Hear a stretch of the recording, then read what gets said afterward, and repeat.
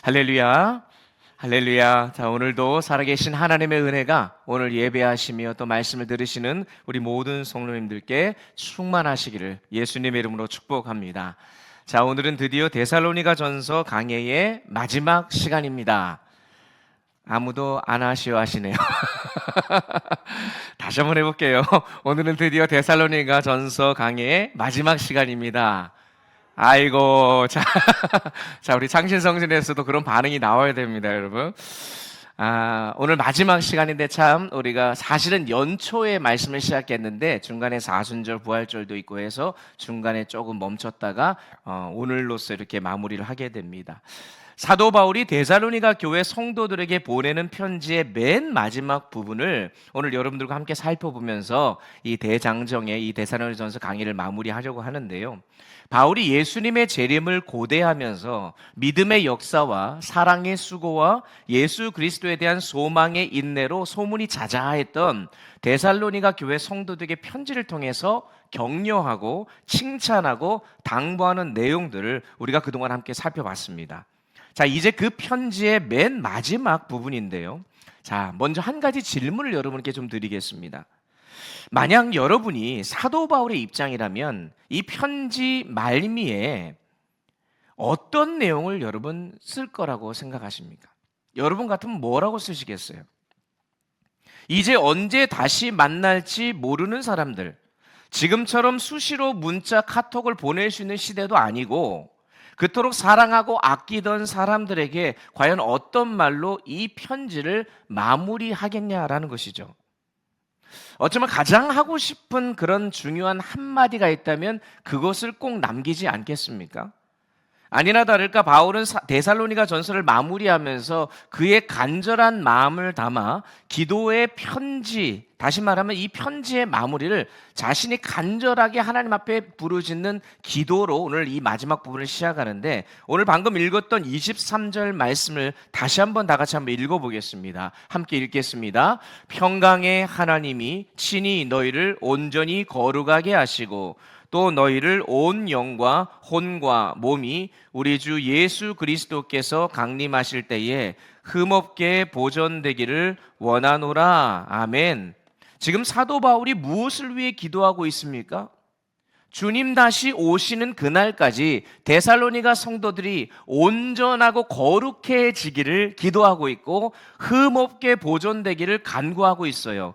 자, 그렇습니다. 여러분, 지금 사도 바울의 마지막까지의 초점은 어디에 있느냐? 데살로니가 성도들의 거룩한 삶에 맞춰져 있다는 거예요.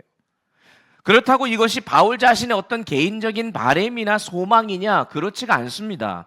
이미 앞선 4장 3절에서 바울은 이렇게 선포했어요. 하나님의 뜻은 이것이니 너희의 거룩함이라. 여러분, 하나님의 뜻은 이것이다라고 하는 것은 이게 하나님의 뜻이니 너가 이렇게 살아야 된다라고 하는 절대적인 하나님의 그 기대를 뜻하는 말이에요. 그러니까 바울은 예수 믿고 구원받은 하나님의 백성이 이 땅에 살면서 평생 가장 중요한 숙제로 삼아야 할 일은 다른 것이 아니라 우리를 구원하신 하나님의 뜻에 따라 예수 그리스도를 담는 거룩함을 이루어가는 것, 이것이 우리의 인생의 목표가 되어야 함을 마지막까지 밝히고 있는 거예요. 그래서 이어지는 4장 7절에서도 하나님이 우리를 부르심은 부정하게 하심이 아니요 어떻게 하심이라? 거룩하게 하심이다 라고 강조하고 있는 겁니다. 하나님이 저와 여러분을 부르신 이유는 다름 아닌 거룩하기 위해서라는 것이죠. 오늘 저와 여러분을 하나님께서 주일을 맞아 이곳으로 보내주시고 불러주신 이유는 다름 아닌 우리로 하여금 거룩하게 하기 위해서라는 사실을 꼭 기억하실 수 있기를 간절히 축원합니다. 그렇습니다, 여러분. 그래서 에베소서 1장 4절에서도 사도 바울이 곧 창세전에 그리스도 안에서 우리를 예정하사 예수 그리스도 안에서 우리를 택하시고 그리고 그 안에서 거룩하게 흠이 없게 하시려고 그 기쁘신 뜻대로 우리를 예정하사 예수 그리스도로 말미암아 자기의 아들들이 되게 하셨다라고 밝히면서 우리를 구원하신 궁극적인 목적이 다른 것이 아니라 거룩한 하나님의 백성이 되기 위함이라는 것을 거듭 강조합니다. 그러니 여러분 꼭 기억하십시오. 오늘 이 데살로니가 전서의 강해의 마지막 시간, 이 땅에 우리가 사는 동안 그리스도인인 우리를 향한 하나님의 부르심 중에서 가장 중요한 부르심은 따라해 보겠습니다. 거룩한 삶으로의 부르심. 다시 한번 해보겠습니다. 거룩한 삶으로의 부르심. 거룩한 삶으로의 부르심. 우리를 거룩한 삶으로 부르셨다는 사실. 나는 구원받았으니까 이제 내 맘대로 아무렇게나 살아도 돼. 그게 아니라 내가 거룩하니 너희도 거룩하라 말씀하신 것처럼 우리가 이 땅을 사는 동안 하나님을 닮아 예수님을 닮아 거룩하게 살아야 한다는 것입니다. 그래서 여러분, 성도의 삶의 목표는요, 성공이 아니고 거룩이 되어야 하는 거예요. 이것을 꼭 명심하시길 바랍니다. 그럼 거룩이란 무엇일까? 이 거룩의 의미에 대해서는 여러 번 말씀을 드렸고 지난 강의 때도 말씀을 드렸는데 간단하게 말하면 따로 구별되다라는 의미겠죠. 그래서 그 안에는요, 두 가지의 중요한 의미가 담겨져 있어요. 다름이라는 의미와 분리라는 의미가 같이 들어가 있습니다. 즉 우리는 여전히 세상 속에 살고 있지만 세상과는 분리된 다른 사람들이 성도라는 것입니다. 그런데 거룩이라고 하니까 뭔가 굉장히 추상적이고 좀 막연하게 생각하는 분들이 있는 것 같아요. 그래서 그 거룩한 삶에 대해서 좀 더 구체적이면서도 간단하게 제가 세 가지로 좀 정리를 해봤습니다. 첫 번째는 뭐냐면 죄로부터 분리된 삶을 가리킵니다. 창세기 1장을 보면 하나님께서는 어둠을 없애지 않으시고 다만 어둠을 빛으로부터 분리시키셨습니다. 즉 거룩함은요, 악을 완전히 소멸시키는 게 아니라 악으로부터 분리되어 멀리하는 것을 뜻하는 거예요. 그러니 우리가 주님 오시는 그날까지 여전히 우리는 죄악된 세상에 살지만 그것과 분리된 삶을 살아가는 것이 바로 거룩한 삶이다라고 얘기를 합니다. 두 번째는요, 하나님께 헌신하는 삶을 가리킵니다. 거룩함은 앞서 설명드린 대로 분리되어 떨어지는 삶, 이거는 separate from이라고 돼 있어요. 그런데 이것을 다르게 또 분리된다라는 그 이야기를 분리되어서 무언가를 향하는 삶, separate to라고도 쓰고 하는입니다. 즉 세상에서 분리되는 삶도 거룩한 의미지만 하나님을 향하는 삶, 그것이 보다 더 구체적인 거룩한 삶인 거죠. 나의 몸과 마음을 하나님께 드림으로 나의 소유권이 하나님께 있도록 하는 것입니다. 그래서 여러분, 거룩함의 척도는요, 하나님이에요. 하나님이 기준이지 옆에 있는 사람과 다른 사람과 비교해서 내가 좀 더 거룩한가 덜 거룩한가가 평가될 수 없다는 거예요. 그래서 우리는 날마다 하나님을 향해서 거룩한 삶을 살아가려는 그 마음과 태도로 우리가 서야 하는 것이죠. 그리고 세 번째 거룩한 삶이란 선한 것으로 채우는 삶을 가리킵니다. 즉 죄로부터 분리된, 그래서 비어진 나의 마음을 이제는 하나님께 향하여 드릴 때 하나님께서 주시는 선한 것들로 채워지는 것, 이게 거룩한 삶이에요. 그래서 나의 삶이 절대적인 이 소유권이 나에게 있지 아니하고 누구에게 있다? 하나님께 있음을 인정하면서 하나님이 내 안에서 마음대로 역사하실 수 있도록 나의 영혼을 온전히 하나님께 내어드리면 그 영혼에 하나님이 선한 것들로 채워주셔서 거룩한 삶을 살 수 있도록 하는 것입니다. 자, 그러면 이러한 거룩한 삶을 우리가 어떻게 살아야 되느냐? 오늘 이 말씀을 마지막 이 부분을 통해서 우리가 함께 살펴보며 아주 중요한 몇 가지 깨달아야 할 진리들을 살펴보려고 하는데, 우리가 거룩한 삶으로의 부르심을 받은 자들로서 이 거룩한 삶을 살아가기 위해 우리가 반드시 알아야 될 첫 번째 영적인 진리는 이것입니다. 우리를 거룩하게 하시는 주체는 오직 하나님이시라는 것입니다. 오늘 본문 23절은 말씀합니다. 평강의 하나님이 친히 너희를 온전히 거룩하게 하시고. 우리를 거룩하게 하시는 분은 우리의 어떤 노력과 우리의 애씀과 다른 주변의 환경이 아니라 오직 하나님이 친히 움직여 주셔야 된다. 24절도 너희를 부르시는 이는 미쁘시니 그가 또한 이루시리라. 우리를 거룩한 삶으로 부르신 분도 하나님이신데 하나님은 신실하셔서 우리가 거룩한 삶을 살도록 이루시는 분도 누구라고요? 하나님이라는 거예요. 즉 우리가 거룩해지고 싶다고 해서 거룩해지는 게 아니라는 것입니다. 오직 하나님만이 우리를 거룩하게 하실 수 있다는 것이에요. 나 자신을 보면 여전히 답답하고 한심스럽고, 인생을 보면 내가 구원받았는데 나는 이렇게 거룩한 삶을 살지 못하는가? 여러분, 내 스스로는 자신이 없어요. 하지만 그럴수록 예수님을 바라보면 그리고 하나님을 바라보면 내 삶에 빛이 들어와요. 소망이 생기게 되는 겁니다. 내 능력으로 거룩해지려고 애쓰는 것이 아니라 거룩한 주님께 꼭 붙어 있기만 하면 우리는 거룩한 삶을 살 수 있는 거예요. 그래서 여러분, 교회 오면 뻔한 거예요. 예배 열심히 참석해라, 말씀을 붙들라, 기도하라. 그거에서 멀어지니까 당연히 거룩한 삶을 살 수가 없는 거예요. 특별히 바울은 하나님을 거룩하신 하나님이 아니고 뭐라고 표현하고 있냐? 평강의 하나님이라고 부르고 있음에 우리는 주목해야 됩니다. 이 평강은 히브리어로 샬롬이라는 단어예요.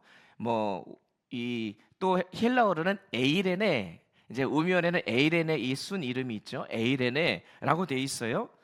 이 에이레네 샬롬이란 뜻은요, 하나님과의 바른 관계를 의미하는 겁니다. 그냥 편안한 그런 의미가 아니라 하나님과의 바른 관계가 이 에이레네 샬롬인데, 왜 평강의 하나님이 친히 너희를 거룩하게 한다 말씀하시냐면, 하나님과의 바른 관계, 이 샬롬이 있을 때 이것이 바로 거룩의 시작이기 때문에 그렇습니다. 세상 사람들은 나의 삶의 어려움을 해결하면 평화를 얻을 수 있을 것이라고 착각합니다. 그런데 여러분, 평화는요, 우리의 지식으로 얻는 것도 아니고요, 우리의 노력으로 얻는 것도 아니에요. 어떤 물질이나 힘으로 얻는 것은 더더욱 아니에요. 진정한 평화는 오직 하나님께로부터 오는 것임을 믿으시기 바랍니다. 그러므로 평화는 위로부터 오는 하나님의 은혜이자 선물인 것이죠. 오늘도 위로부터 내려오는 하나님의 샬롬, 에이레넨의 평강이 여러분 모두에게 있게 되기를 간절히 축원합니다. 그래서 우리가 자주 부르는 찬송가 중에 내 영혼의 평화가 넘쳐나는 3절의 찬양인데, 주의 축복을 받음이라 내가 주야로 주님과 함께 있어 내 영혼이 편히 쉬네. 그 다음이 중요합니다. 한번 불러볼까요? 평화 평화로다. 하늘 위에서 내려오네.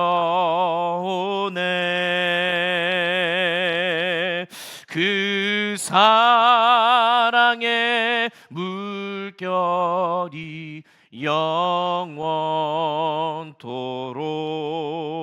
내 영혼을 덮으소서. 할렐루야. 여러분, 성도란 평강의 주인이신 하늘 아버지께서 내려주시는 그 평안을 날마다 누리며 살아가는 자들임을 기억하시기 바랍니다. 그래서 우리의 일생이 주님이 주시는 평화를 누리며 살아가는, 그래서 거룩하고 복된 삶으로 살아갈 수 있어야 하는 거예요. 그러니 거룩은요, 하나님이 역사하실 때만 이루어지는 거예요. 왜 나는 거룩하지 못하지? 나는 왜 구별된 삶을 살지 못하지? 하나님이 역사하실 여지가 우리의 삶에 없는 거죠. 사도 바울은 그래서 오늘 본문 25절에서 이렇게 기도를 부탁합니다. 형제들아, 우리를 위하여 기도하라. 여러분, 기도를 부탁하는 것 자체가 무슨 뜻이에요? 우리의 힘이 아니라 하나님의 힘, 하나님의 역사를 바라는 것 아니겠습니까? 특별히 데살로니가 교회 성도들을 여러분 생각해 보십시오. 사도 바울의 입장에서는 대부분이 초신자들이에요. 근데 바울은요, 믿은 지 몇 달 되지 않는 자들에게 우리를 위해 기도하라. 우리는 누가 해당되는 겁니까? 사도 바울을 비롯한 디모데와 영적인 지도자, 리더를 이야기합니다. 그런데 그들을 위해서 초신자들의 기도를 부탁한다? 여러분, 이렇게 하는 이유가 뭐겠습니까? 이것은요, 믿음에 달려있는 것이지, 그 믿음으로 하나님 앞에 간구하는 그들 어떤 노력과 그들의 어떤 애씀에 달려있는 것이 아니라 오직 전적으로 하나님께 이 모든 것이 달려있기 때문에 기도를 요청하는 것 아니겠습니까? 그러므로 여러분, 우리는 서로의 거룩함을 위해 기도해야 될 줄 믿습니다. 그렇게 할 때 평강의 하나님이 역사하심으로 우리의 삶을 거룩하게 만들어 가실 줄 믿으시기 바랍니다. 23절 하반절에서 바울은 우리가 흠없게 보존되기를 원한다고 말하면서 특별히 너희의 온 영과 혼과 몸이라고 구체적으로 밝히고 있는데, 여기서 우리가 중요한 두 가지 영적인 진리를 깨닫게 됩니다. 그것은 삶의 모든 영역에서 거룩해져야 함을 우리에게 알려주고 있어요. 여러분, 거룩이라는 것은 방금 이 사도 바울이 그냥 너희가 거룩해져야 한다 얘기하지 아니하고 너희의 온 영과 혼과 몸이라고 밝히고 있는 것은 거룩이 어떤 부분적으로만 이루어지는 것이 아니라 전 인격적으로 이루어져야함을 강조하는 거예요. 여기서 온 영과 혼과 몸이라고 하니까 어떤 신학자들은 사람이 이분설이 아니라 삼분설이다라고 주장하면서 뭐 논쟁하는 그런 분들도 있는데, 사실 이 본문에서의 핵심은요, 이게 그게 아니라 우리의 영적인, 정신적인, 신체적인 그 모든 영역이 거룩해져야 한다는 것을 지금 강조하는 거예요. 그래서 우리가 굳이 주목하자고 한다면 한 단어를 뽑으라면 온입니다.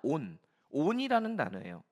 그래서 헬라어 원문을 번역해 보면 너희 존재 자체, 전체가 다 거룩해져야 한다. 왜 바울이 이런 말을 할까요? 보통 우리는 거룩이라고 하면 영적인 영역만 생각하기 때문에 그렇습니다. 여러분, 혼이라는 것은 무엇입니까? 우리의 지정의, 지적인 부분, 감정적인 부분, 의지적인 부분을 말하는데, 이것을 좀 쉽게 말하면 그냥 인격이라고 보통 우리가 정의를 내립니다.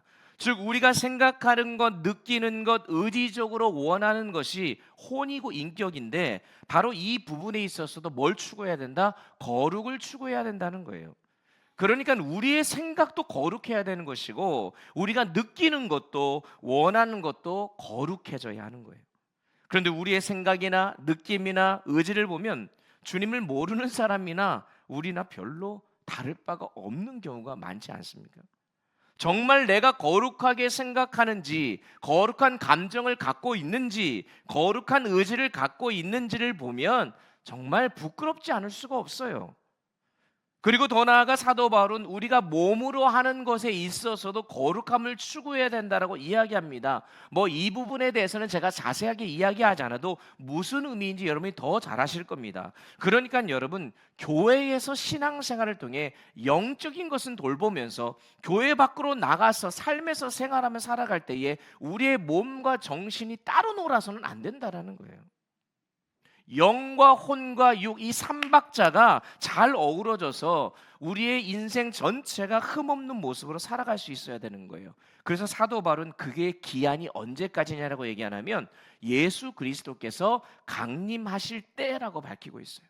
왜 하필이면 예수 그리스도가 강림하실 때겠습니까? 그것은 바로 예수 그리스도께서 강림하실 때에, 잘 들으십시오, 예수님께서 다시 오시는 그때에 우리를 흠이 있다 없다라고 평가하고 판정하시기 때문에 그렇습니다.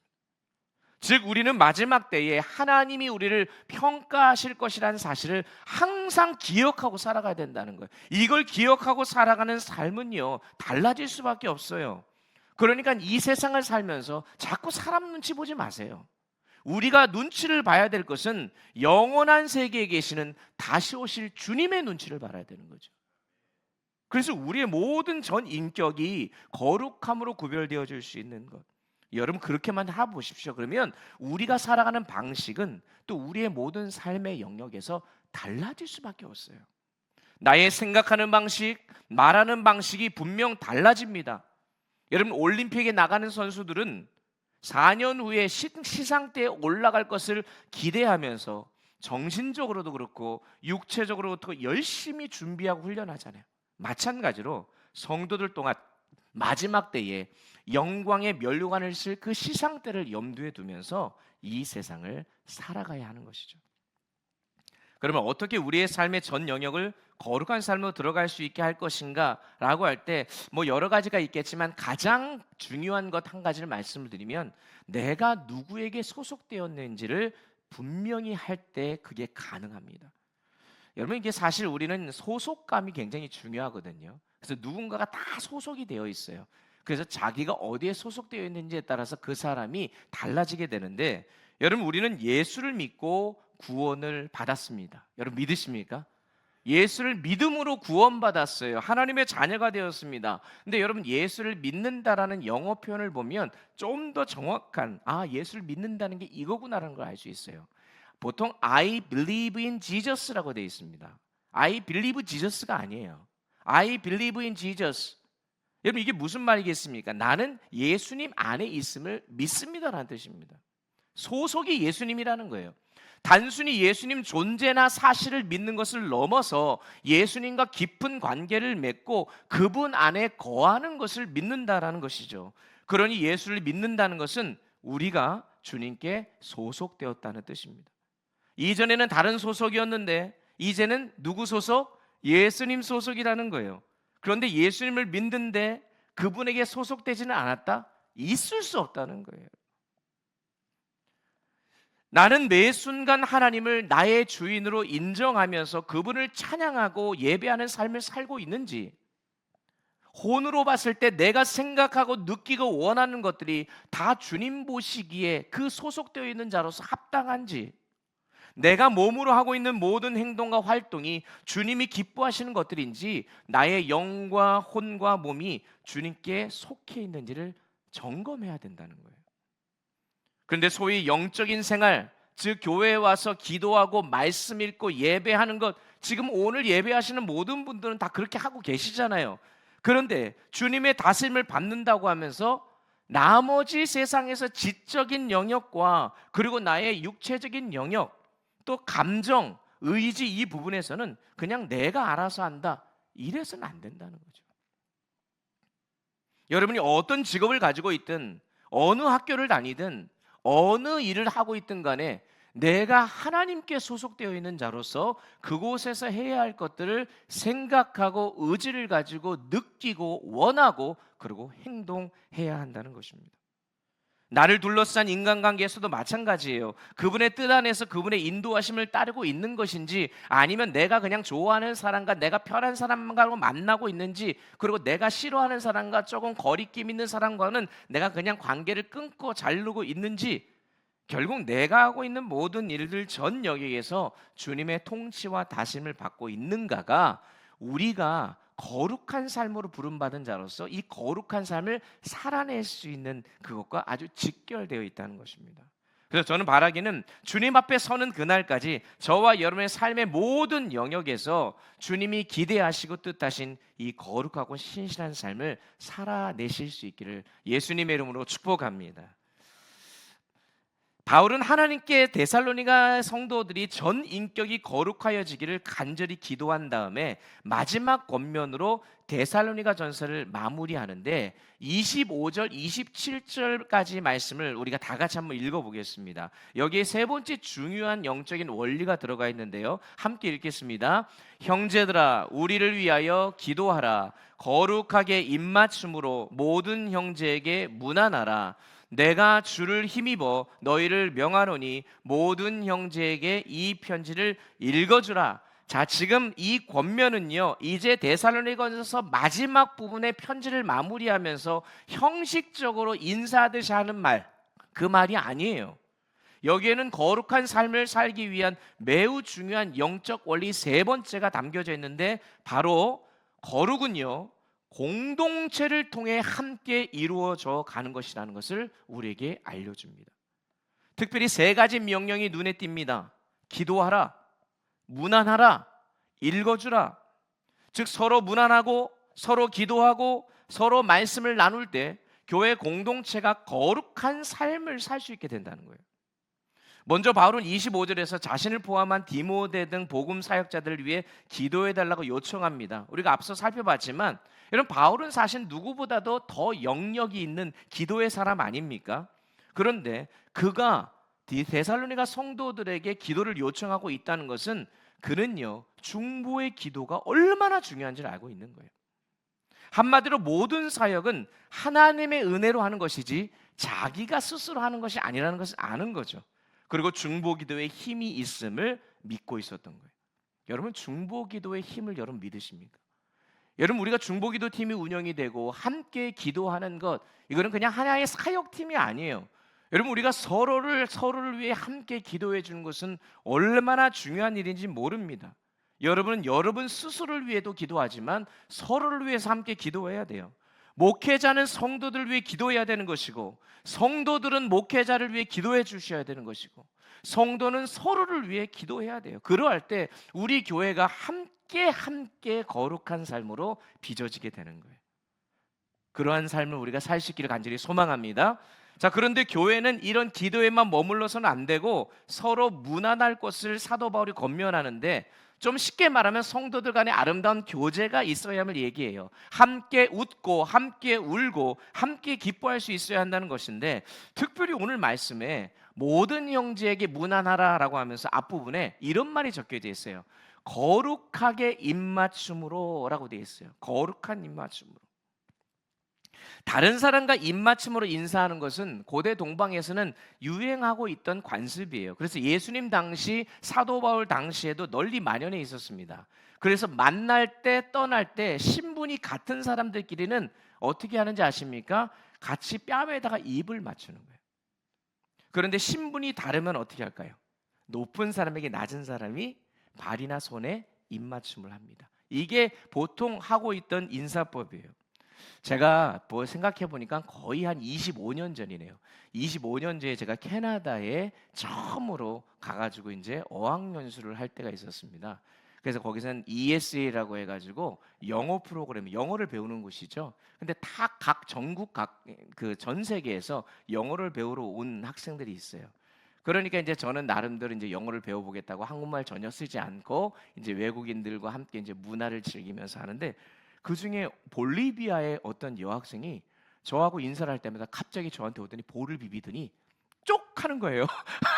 그래가지고 너무 당황해가지고 기분은 좋았었는데 어떻게 이렇게 인사를 하지? 그들의 문화인 거죠. 남미 사람들만의 문화인 거예요. 그러니까 뭐 저를 좋아해서가 아니라 인사할 때, 헤어질 때 그렇게 볼에들 비고 쪽 하고 헤어지더라고요. 그러고 나서 하는데 이게 굉장히 조금 적응이 안 됐는데, 몇 번 그러고 나니까 그다음부터는 제가 먼저 하고 있더라고요. 그러니까 이게 문화적으로 봤을 때 그들이 처음 만나고 헤어질 때 서로 인사하는 거, 우리는 어떻게 인사합니까? 보통 고개를 숙이잖아요. 안녕하십니까 인사하잖아요. 외국 사람들이 이렇게 인사하는 거 여러분 보셨죠? 되게 어색해요. 그죠? 미국 사람들이 갑자기 우리를 보고 안녕하세요 그러면 굉장히 우리가 당황스럽죠. 그들의 문화가 아니니까요. 지금 오늘 이 본문에 나타난 거룩한 입맞춤, 입맞춤한다는 것은 우리한테는 조금 어색할 수 있지만 그들의 문화에서는 어쩌면 당연한 그런 인사였어요. 그런데 여기서 좀 주목해야 될 게 단순한 입맞춤이 아니에요. 무슨 입맞춤? 거룩한 입맞춤이라는 거예요. 이것은 단순히 서로 무난하라는 권면 이상의 의미가 담겨져 있는 것입니다. 교회 안에 거룩한 성도가 서로 함께 속해 있다는 하나됨을 상징하는 것이 거룩한 입맞춤이에요. 그러니까 거룩한 입맞춤은 당시의 성도들이 만나서 입맞춤을 할 때에도 우리는 하나입니다, 서로 화해하고 용서합니다, 우리는 평화를 이룹니다라는 의미로 서로를 허구하고 입맞춤을 했던 것이죠. 그런 의미에서 볼 때 여러분, 가룟 유다가 예수님을 팔 때 뭐 했어요? 입맞춤을 했어요. 여러분, 이 입맞춤을 한 사실은 너무나도 충격적인 일이죠. 완전히 정반대의 마음을 품고 예수님께 입맞춤을 한 것입니다. 그러니 거룩한 입맞춤이라고 하는 것은 당시에도 너무나도 중요한 성도들 간의 인사법이었어요. 그러니까 거룩한 입맞춤하라고 하니까 우리도 다음 주일부터 함께 만나면 서로 이렇게 입맞춤하라 이런 의미가 아니고, 이 안에 담겨져 있는 의미처럼 사람들 사이에 존재할 수 있는 적대감들을 다 제거하고 우리가 그리스도의 몸의 지체로서 서로의 하나됨을 보여주며 화해하고 평화를 이루는 모습이 우리 성도들 간의 교제 가운데 있어야 한다는 것입니다. 특별히 사도 바울이 이것을 모든 형제들에게 하라고 말하고 있어요. 모든 형제입니다. 내가 원하는 형제들만이 아닙니다. 유대인과 헬라인, 주인이나 종, 서로 미워하던 자들이 하나님 앞에 다 나왔을 때 가리지 말고 문안 인사하며 서로 포옹하며 입맞춤으로 인사하라는 거예요. 그런데 이것은 당시 사회로서는 있을 수 없는 가히 혁명적인 일이죠. 종과 주인이 서로 입맞춤한다? 말도 안 되는 일입니다. 같은 식탁에서 밥을 먹는다? 있을 수 없는 일이에요. 주인이 종의 발을 씻겨준다? 이거는 더더욱 이해가 되지 않는 겁니다. 그러니 복음을 받아들이지 않으면 결코 행할 수 없는 일들이었어요. 그러니까 반대로 무슨 일입니까? 복음을 받아들인 자들은 이러한 삶을 살아야 한다는 거예요. 성도들과 아무 거리낌 없이 정말 누구에게든지 마음을 열어줄 수 있는 그런 공동체가 되어야 함을 우리에게 말씀하는 겁니다. 자, 그래서 이렇게 거룩한 삶으로 깊숙이 들어가기 위해서 우리에게 제시하고 있는 것이 뭐냐면 서로 기도하고 서로 무난하면서 거룩한 입맞춤을 하는 화해와 평안을 이루는 관계. 그리고 마지막 세 번째가 주님의 말씀을 나누고 배우는 일에도 게을리해서는 안 됩니다. 27절 말씀 보니까요, 바울이 내가 주를 힘입어 너희를 명하노니라고 되어 있습니다. 여러분, 주님을 힘입는다는 말이 무슨 말이겠습니까?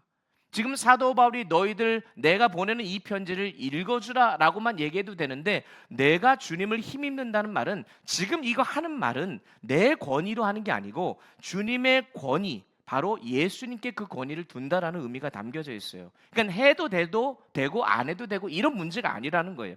반드시 해야 할 일이라는 것을 강조합니다. 모든 형제들에게 이 편지를 읽어주라. 한 사람도 예외 없이 지금 데살로니가 전서를 내가 마무리하고 있는데 이 편지를 모든 이들에게 한 사람도 예외 없이 읽어주라는 거예요.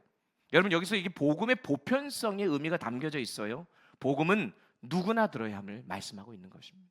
세상의 가치로 볼 때 죄인이나 그렇지 않은 사람이나 가난한 자나 부유한 자나 많이 배운 사람이나 적게 배운 사람이나 다 들어야 하는 것이 복음이라는 거예요. 그러니 오늘 저와 여러분이 그거에 상관없이 오늘 이 자리에 모이게 된 것 아니겠습니까?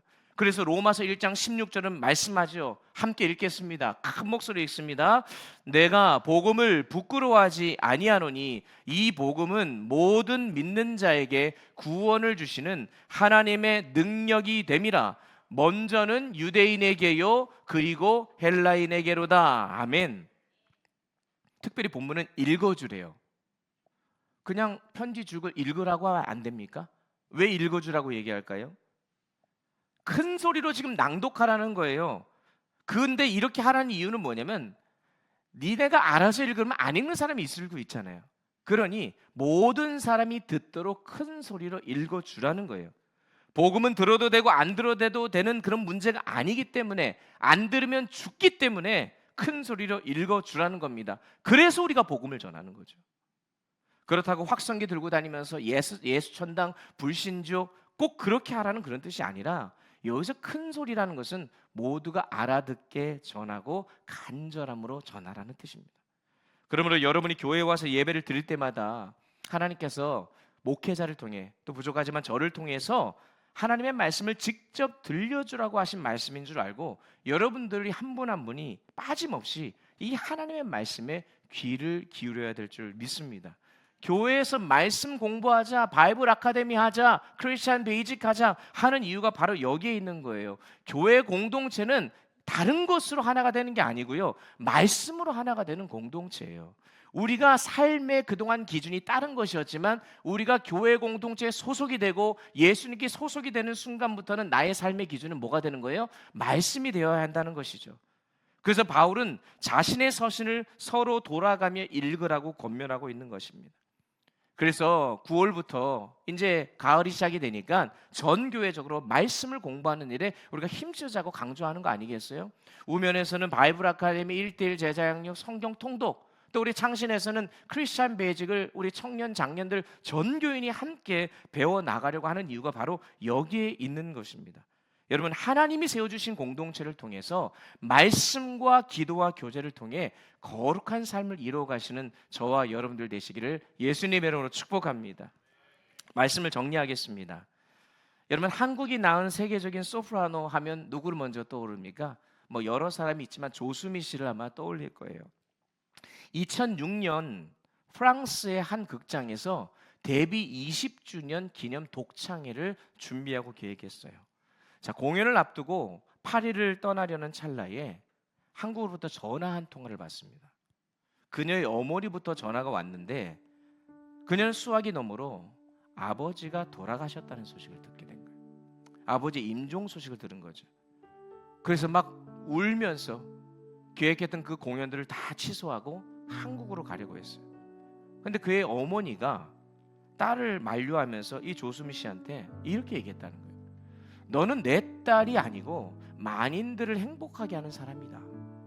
팬들과의 약속을 저버리면 안 된다. 아버지가 네가 공연을 취소하고 장례식에 오는 걸 아마 원치 않으실 것이다 라고 그 얘기를 하자, 결국 이 조수미 씨가 무대에 계획된 대로 올랐고, 그리고 그녀가 노래하는 그날 한국에서는 아버지의 장례식이 진행됐다고 합니다. 공연을 지켜보는 관객 중 아무도 그 사실을 알지 못했대요. 조수미 씨가 이게 노래가 됐겠습니까? 근데 완벽한 소리를 위해서 참 프로페셔널한 것 같아요. 개인적인 감정을 억누르고 공연을 마무리했어요. 자, 이날 조수미 씨의 데뷔 20주년 기념 실황을 찍은 DVD가 나왔는데 그 표지의 타이틀 제목이 뭐냐면 For My Father였어요. 여러분, 자신이 이 세상에 태어난 목적, 지금 자기가 존재하는 이유를 아는 사람은 그러한 목적과 이유를 발견하지 못한 사람과는 전혀 다른 삶을 살아갈 수밖에 없어요. 저와 여러분의 인생의 목표는 무엇입니까? 우리 그리스도인들은 왜 이렇게까지 거룩하게 살아야 한다라고 성경은 이야기하며 사도 바울은 거듭 강조할까요?